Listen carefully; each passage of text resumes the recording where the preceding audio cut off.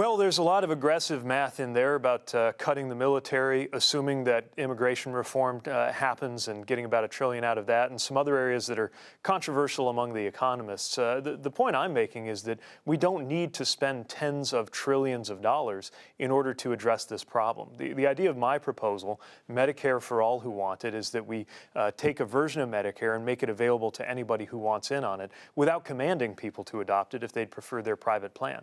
It has the advantage of trusting Americans to make their own decisions, but it also has the major advantage of costing $1.5 trillion, which of course is still an awful lot of money, but it's fully paid for, it's fundable, without having to go into the more challenging and controversial math being used to explain a plan that is 20 or 30 trillion or more, depending who you ask. There are critics on the left, though, who are saying it sounds all well and good, but what it doesn't do is it doesn't provide coverage for everybody.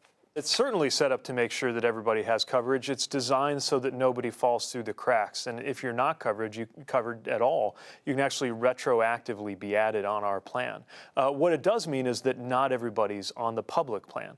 Look, I think that the Medicare-like public plan we're going to create is going to be the best option for most Americans. And if I'm right about that, then most Americans will choose it until eventually it is the single payer. It'll be the glide path to Medicare for all. But crucially, if it's the case that for some Americans, the private plans they have are better, we're going to be really glad we didn't force them off of those private plans. And in particular, I've been talking lately to a lot of union members who are happy with the private plans that they negotiated for, fought for, sometimes gave wage concessions in order to gain.